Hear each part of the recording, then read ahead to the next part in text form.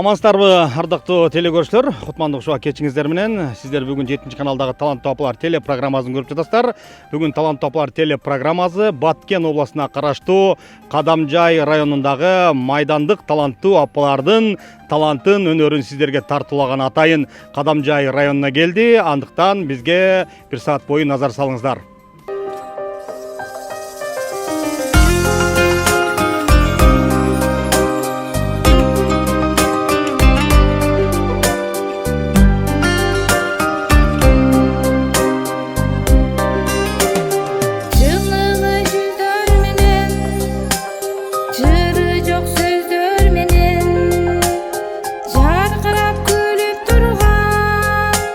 Жайнаган көздөр менен жолуксак кандай жакшы, жолуксак кандай жакшы, жолуккан кандай жакшы.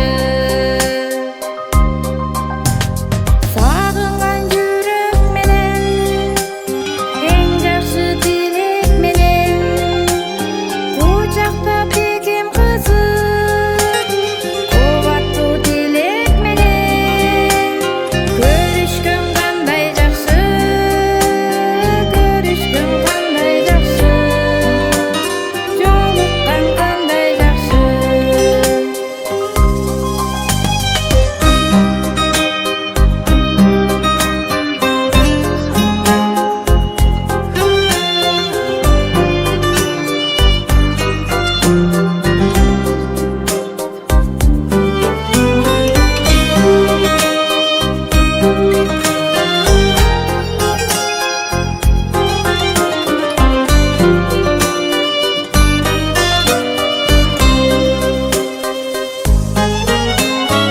Амандык болсун дешек, дөксөңөр толсун дешек, байырлап башыбызга бак дөлөт консун дешек, бар болсок кандай жакшы, бар болгон кандай жакшы, бар болсок кандай жакшы.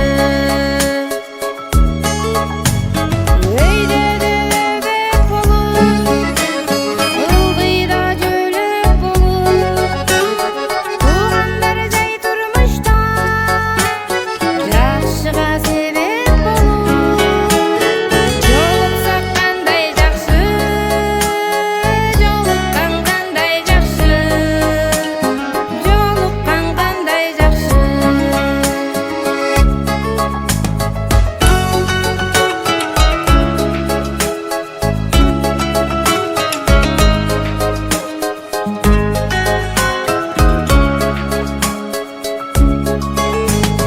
Жолуксак кандай жакшы, жолуккан кандай жакшы, жолуксак кандай жакшы.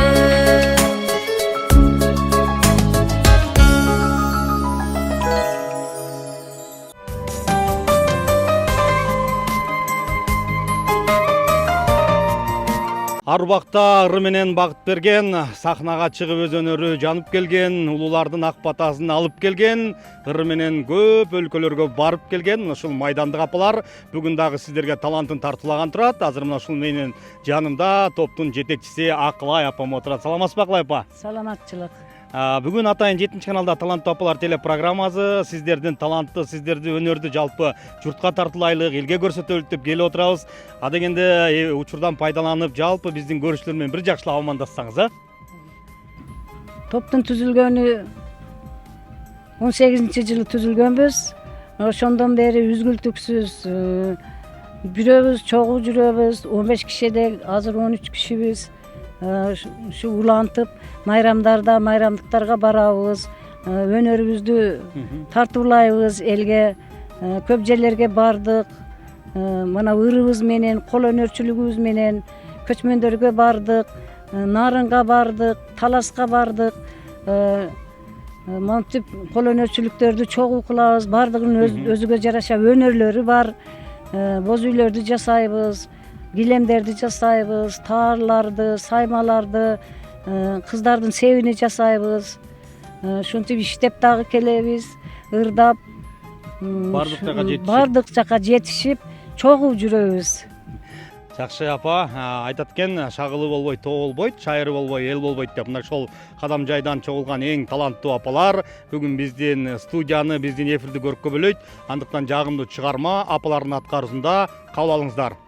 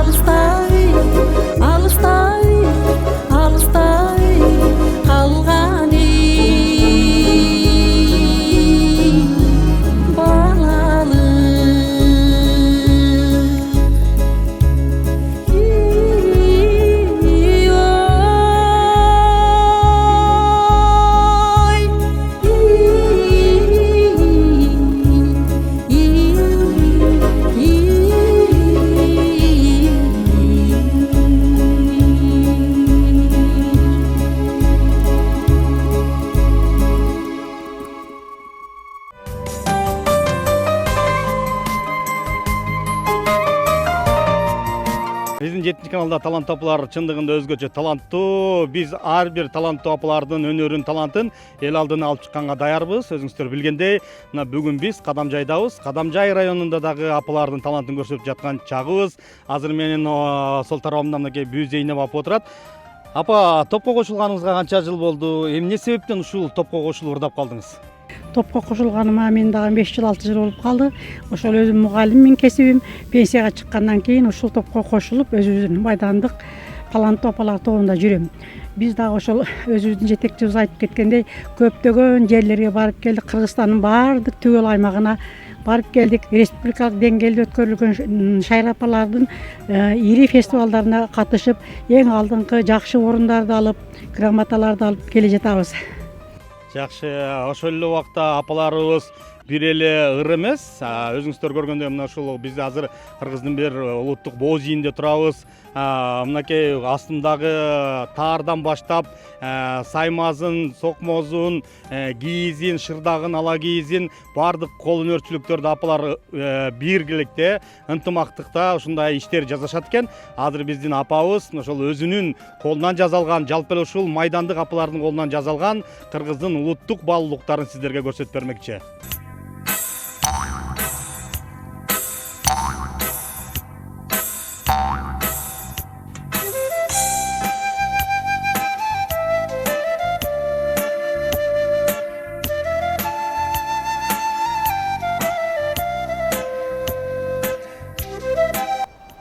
Kol önörçülük тобунда турабыз. Биздин жалпы кол өнөрчүлүктөрүбүз 3 топко бөлгөнбүз.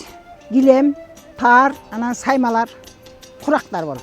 Ошолордун ичинен биз мына биринчи гилемден баштайлык. Бул гилем колдо согулган. Койдун жүнүнөн таяр ийрилген, боелгон эмес. Таяр өзүнүн естественный боегу менен болгон буюмдар. Мындан үчөө бул машиненин эки алдыга жана узуну аркасына болуп куралган деп айтабыз. Андан кийин жүндөн эле ошолдой эле бизге машина шырдактар деп айтабыз. Бул дагы машиненин алдына коюлган азыр современный стульчиктерге койсак болот булардан. Мына ошол мынасы чоңу, машиненин үстүнө коюла турган мына чоңу. Бул кичинеси. Столдордун үстүнө коюла турган сидушкалар булар. Жүндөн токулган бардыгы.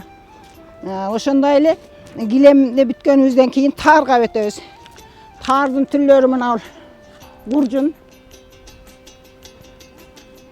согулган, жүндөн согулган. Мына бул таардын терме таар деп аталат.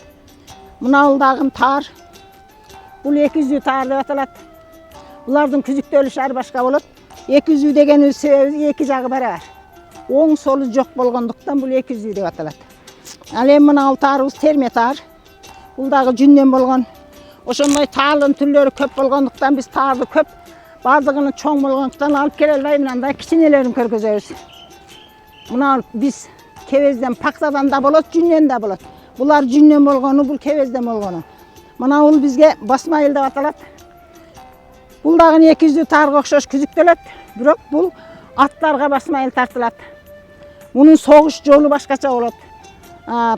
Жүндү аябай ийрип туруп кайнатып, эки даракка байлап туруп, кайнагы боюнча. Анан аябай чыңап, күчтөнтүп, кургатып жийип алабыз. Себеп атка келгенде бул. Атка келгенде жүн тартылып, аттын бели бошоп кетпеш үчүн жүндү жүн маалыдап полный чыйратып алабыз. Ошон үчүн муну басмайыл деп атабыз. Басмайыл кийин созулбаш керек.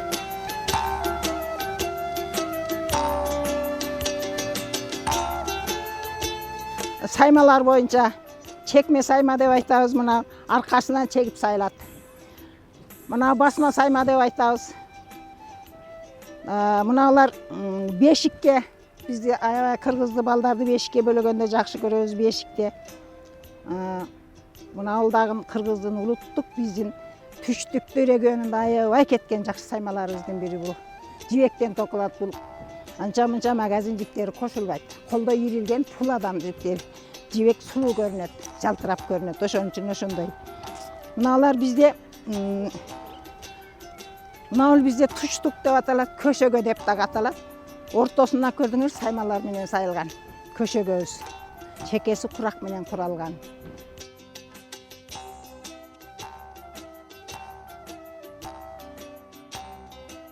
Боолор, таарлардын түрлөрү. Булар боз үйлөргө кетүүчү боолор. Булар дагы мына ошол жүннен жасалған тұз баштықтар, сумкалар. Бұл құрақтан жасалған төшектеріміз. Бұл боз үйге жасалған тарларымыз, егелерімен ашу жерде тұрады. Бұл арқастан чегілуінен сайылып жасалады. Бұл бізде жүктің ортасына қойылады. Анан дивандарға салынады.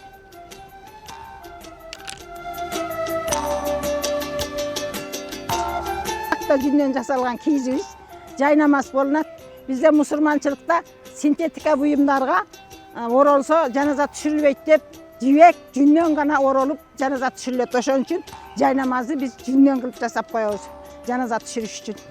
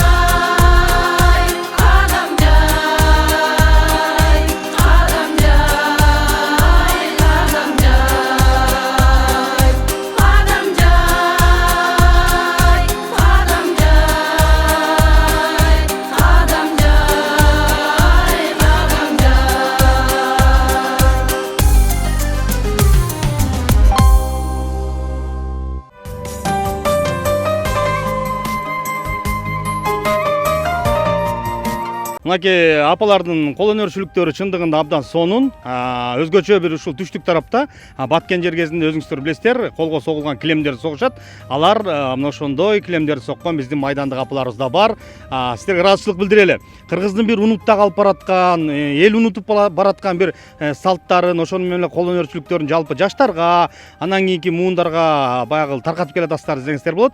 Бул апалар бир эле ошол ыр эмес, ошол эле убакта кол өнөрчүлүк, кыргыздын бешикке салуу, тушоо кезүү бир жакшы ырым-жырымдарын. Анан айтсаңыз, негизи эле мына ушул апалар тобуна киргенден кийин эмне бир жакшы апалардан жакшы касиеттерин ала алдыңыз, өзүңүзгө керектүү эмнелерди алдыңыз? Саламатсыздарбы, урматтуу таланттуулар, 7 каналдын алып баруучулары, баарыңыздарга салам айтамын. Майдан таланттуу апалар тобунан. Мен бул таланттуу апалардын катарына кошулганыма 2018 жылдан бери. Биринчиси 84-жылдан бeri мына ошо жетекчи менен бирге иштеп келе жатамын. Чеберчилик, тигүүчүлүк боюнча, ошо килем согуу боюнча ошондо ишканада кичине гана килемдерди куруп алып согуп, ошондон бери чеберчилигибиз башталган 2084-төн бери. Андан кийин 2018-жылдан баштап бизди таланттуу апалар катарына өтүп, mana shu чеберчиликти, талантыбызды кошоп ташкындатып алып келе жатабыз ошондон бери. Булардан мен алган үлгүм, булардын таалим тарбиясы жана чеберчилик боюнча дагы билбеген көп нерселер боюнча mana shu таланттуу апалардан, mana шулардан мен үлгү катары алдым. Mana үлгү катары отурган эжелерим, акыл эжем, mana ушул таланттуу апалардын жетекчиси Айзада эжем, Бүзайнап эжем, mana шулар баардыгы Алмакан, mana шулардан көп шулар менен бирге иштеп жүрүп көп ийгиликтерге жетиштим десем болот. Апаларыбыз ошол эле убакта мына ушул Кадамжай районунда өткөн баардык маданий иш-чараларга активдүү катышат да. Анан байгыл ошол топто жалпы апалар менен ырдап атканда айыл эли, ушул райондун эли кандай кабыл алып атат? Силерди көргөндө сүйүнүп, апаларды мынакей элечекти кийип турсаңыздар, сахнага чыгып турсаңыздар жаркырап, кандай кабыл алышат?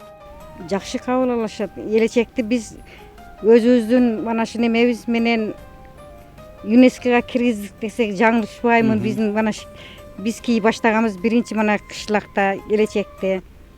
Mana shu таланттуу апалардын катарында. Эң башкысы ошол элечекти биз таныттык. Элге биз Туура. Себеп дегенде бир улуттук кийимдерибиз кийинки бир убактарда мындан 5-6-7 жыл мурун бир унутта калып кеткен.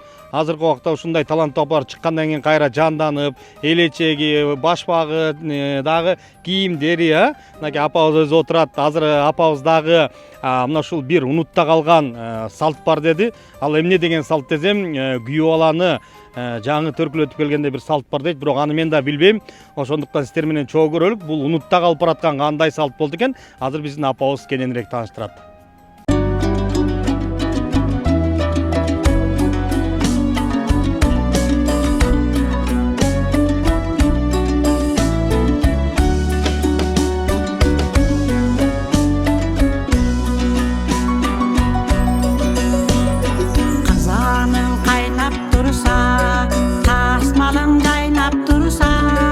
Çırpın çınar bulup, mümüsün baylap dursa,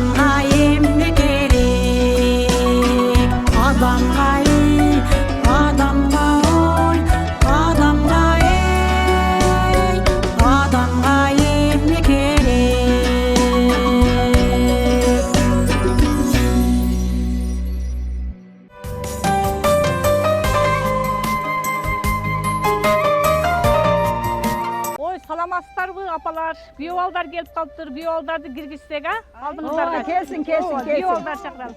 Келгиле күйөө балдар, кириңиздер. Алейкум ассалам. Келгиле балдарым, келгиле. Мына күйөө балдарыбыз да келип калды апалар. Анда чоң энебизди чакырып, ушулардын сарпайын кийгизгенди көрсөтүп койсок, кыргызыбыздын салтыны. Келиңиz, чоң апа. Жакшы болот, айланып кетейиндер. Ата салты боюнча мына өзүбүздүн бокчобуз. Бокчо боон күйөө балдар салып койгула. Оппа нанайын. Ананайындары.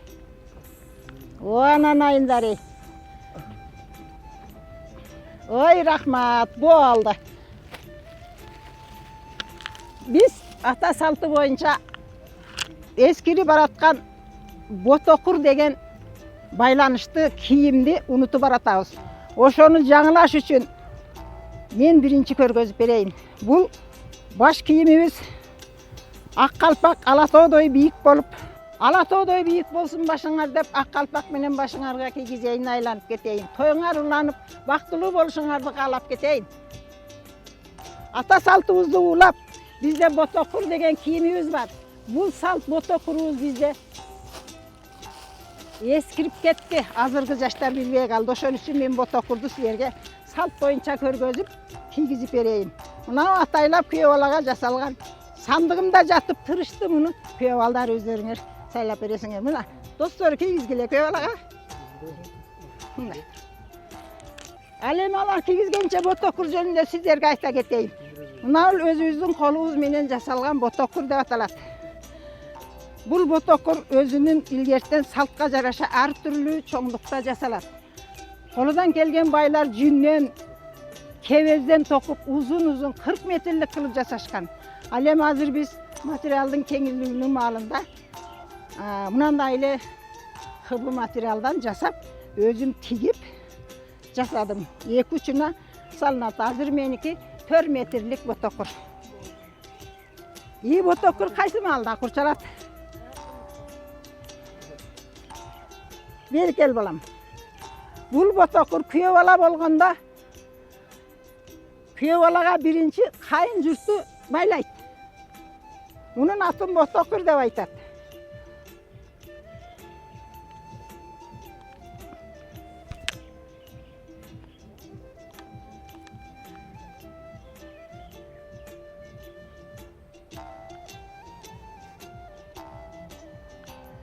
Мына бул ботокур байлангандан кийин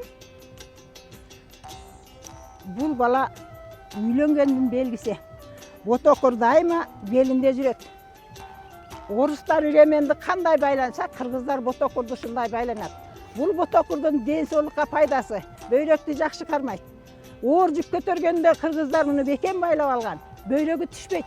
Азыркы жигиттерибиз белди байлабагандык үчүн бардык жигиттер бөйрөгү ооруйт. Себеп белди байлабай оор жүк көтөрүшөт. Биременди бекем байлаган болсоңор, бөйрөгүңөр түшпөйт, жулусуң оорубайт деген белги. Ал эми бул ар бир жигитке үйлөнгөндө кайненеси, кайынжышынан бериле турган биринчи сарпай ботокур деп аталат бунун аты. Ботокур сөзсүз мындай кыбы кийимдин артасынан кыргызча мындай болуп кийилет балдарым.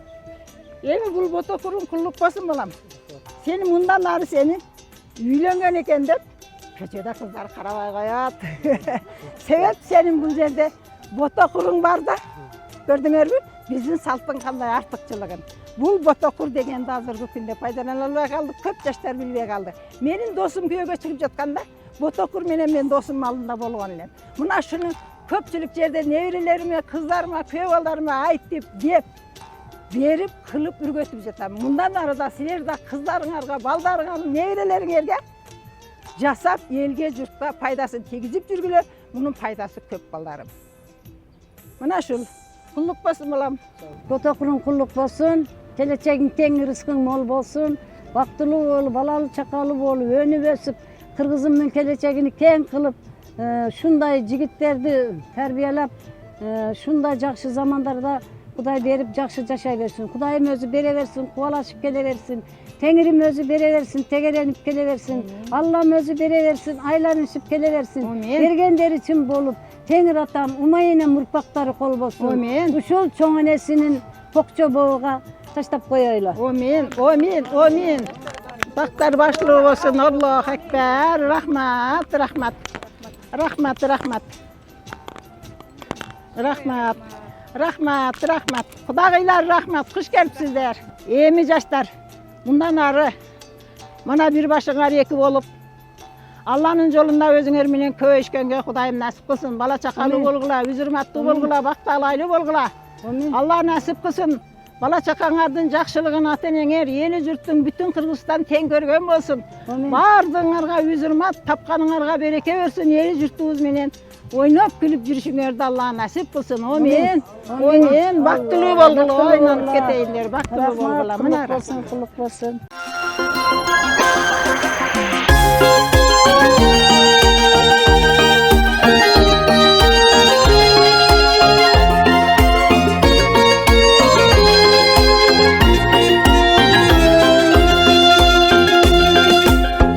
Bir tınvay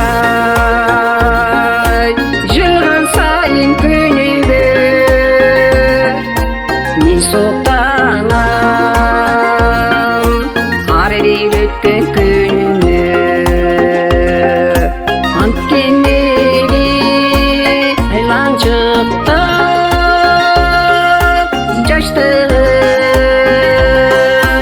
Al kezderi Sağa sungan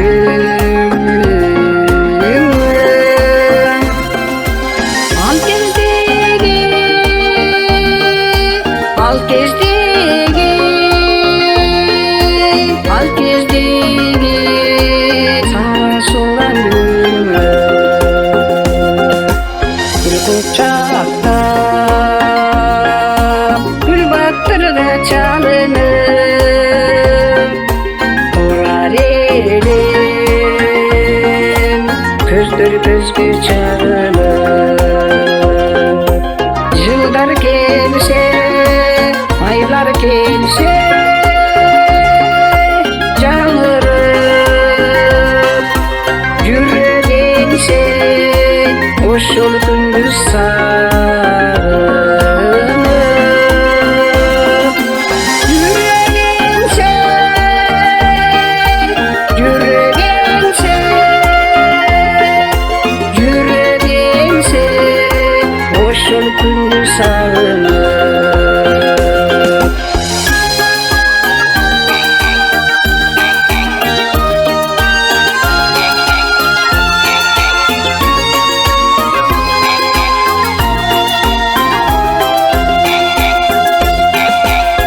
Şöyle gülürüm Sonsa da tüverim Yürüğümdü Hayra canı gülünür Al gündürdü Başka gündür Denirim Dünyalarında Yaşayırım tüvürüm Rüyalarımda Rüyalarımda Rüyalarımda Yaşayırım tüvürüm Yüreğin sen Yüreğin sen Yüreğin sen Hoş yol gündüz sarınıp Yüreğin sen Hoş yol gündüz sarınıp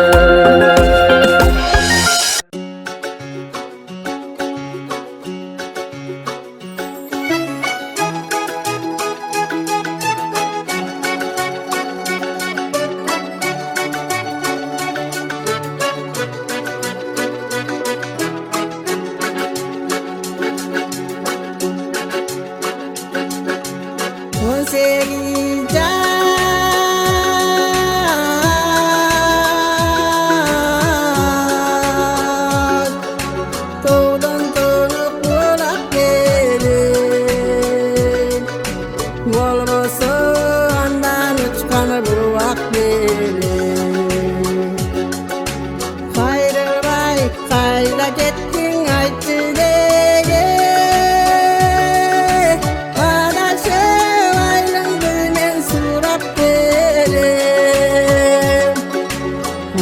Aşık ayrılığını surat gelir.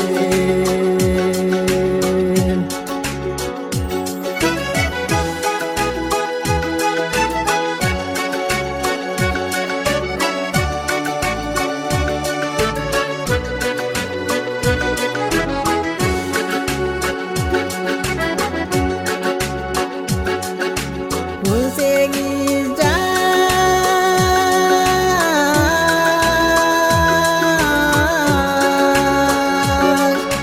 yaydın yarıktan evelim. Bol bosu bostığımın şanı verim. Bir yolu ayrılmazdan tam şandırgan. Cırt etken yaşlarımın şamı verim. Cırt etken yaşlarımın şamı verim.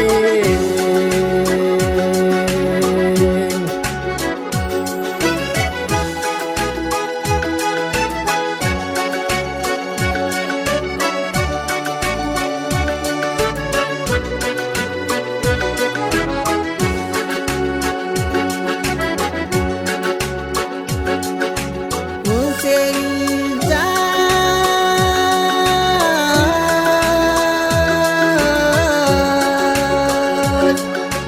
gündelerin seni serim. Olmasa yüreğimden delirim. Boş yeme yükün de unutmayman. Ötkergen ömrümde sevmenim. Ötkergen ömrümde sevmenim. Boş yeme yükün de unutmayman. Ötkergen ömrümde sevmenim. Ötkergen ömrümde sevmenim. Ötkergen ömrümde sevmenim.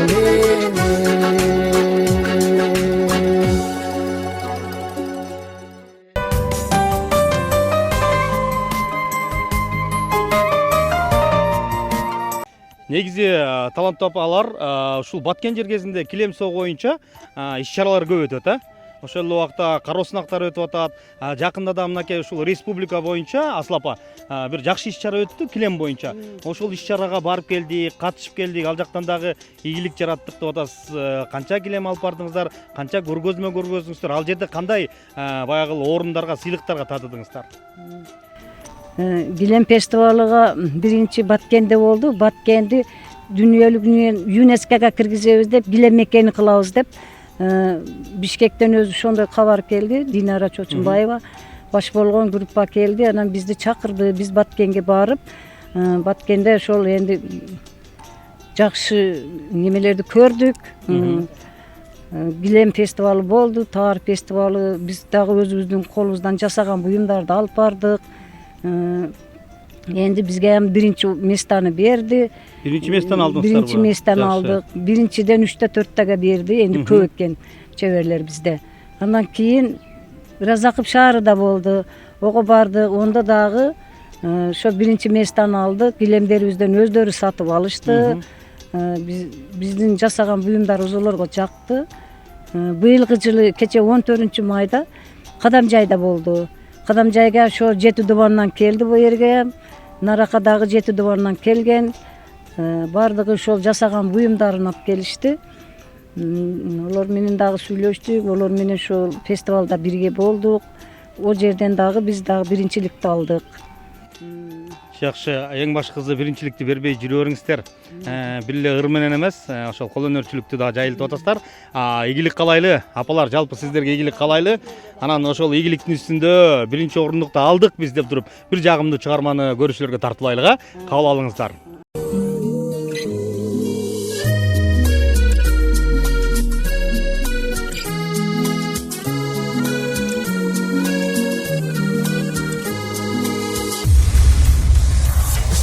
Oy oy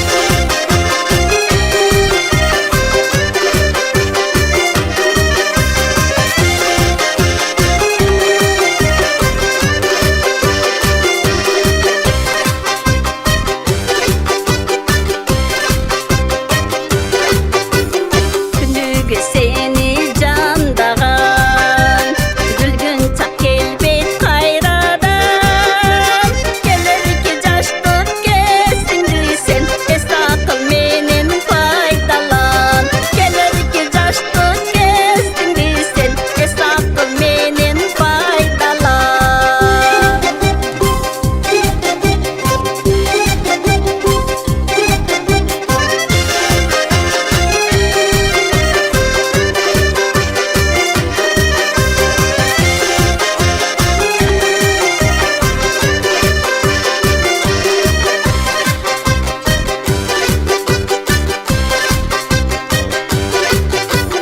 Külünü külük gününde Tuylaydı tulpar tuşunda Durmuşka öçpöz iz kaldır sen Tuyağın bütün çağında Durmuşka öçpöz iz kaldır sen Tuyağın bütün çağında Durmuşka öçpöz iz kaldır sen Tuyağın bütün çağında Durmuşka öçpöz iz kaldır sen Tuyağın bütün çağında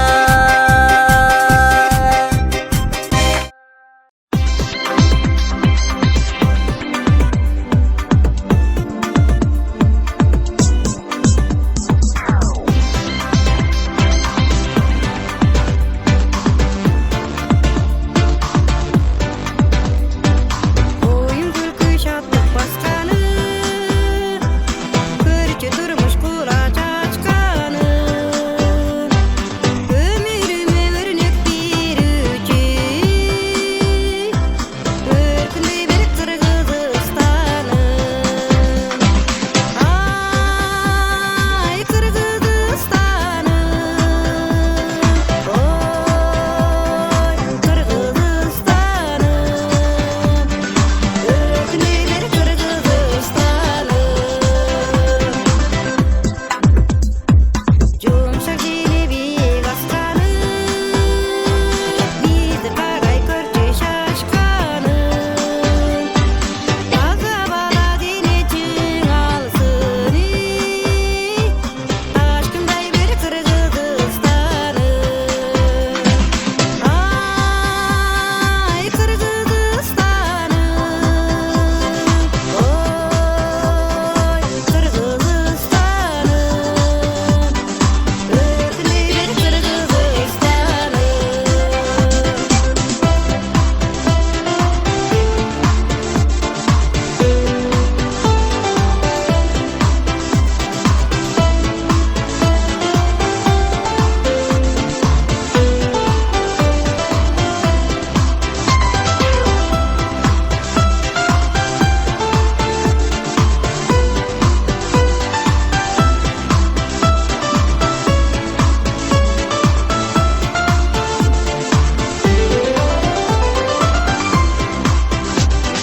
Güldürelep tonunu başlarım Gülkü yelep karı yaşlarım Köngül össün kırkı serpili Örküne bir Kırgızistanım Ay, Kırgızistanım Oy, Kırgızistanım Örküney bir Kırgızistanım Ay, Kırgızistanım Oy, Kırgızistanım Örküney bir Kırgızistanım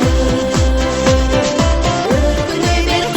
Örküney bir Барыңыздардын көңүлүңүздөрдү көтөргөн бул Кадамжайдагы майдандык апалар бүгүнкү чыгарылыш ушул Кадамжай районунан тартылып жаткан убагы. Азыр менин жанымда дагы бир апабыз отурат. Атыңыз ким? Менин атым Бегайым. Бегайым апам айтат, алып баруучу бала мен ушул учурдан пайдаланып бир силердин телеканалга өзүмдүн бир жүрөктөн чыккан ыраазычылык сөзүмдү айтайынчы дейт. Эмнеге дегенде канча жол басып бүгүн биз атайын мынакей кадам жайга келип отургандан кийин Бегейим апабыз ушундай толкуп бүгүн жүрөктөн чыккан бир жакшы сөзүн айтайын деп турат. Анда сөз сизде, келиңиз. Чын эле толкуп турам дебейм. Биздин ушул майдандык апалардын талантын көрсөтөйүн деп 7 канал атайын атарытып келип, колөнөрчүлөрүбүздү тартып, ырларды тартып каналга чыгарайлы деп кылган эмгегиңер үчүн өтө чоң ыраазыбыз, ыраазычылык беребиз.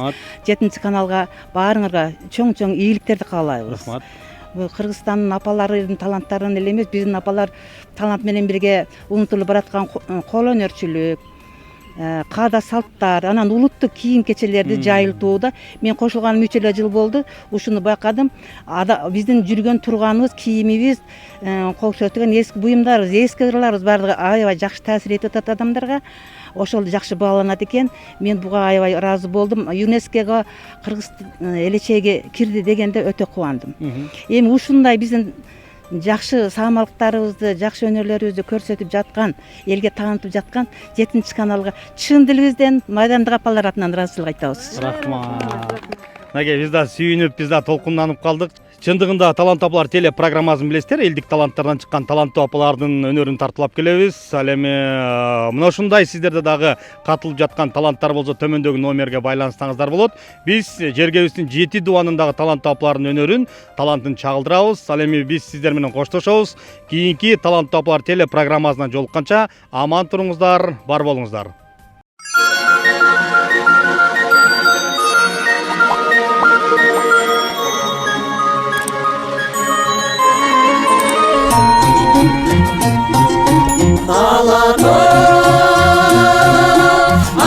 Akkalpağın giygen gezde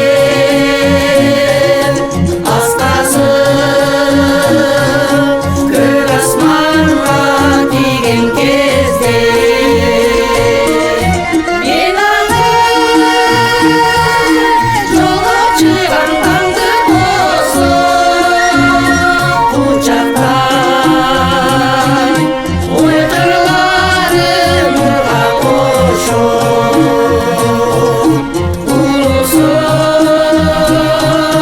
kız yeri oradan gülkün Sulusum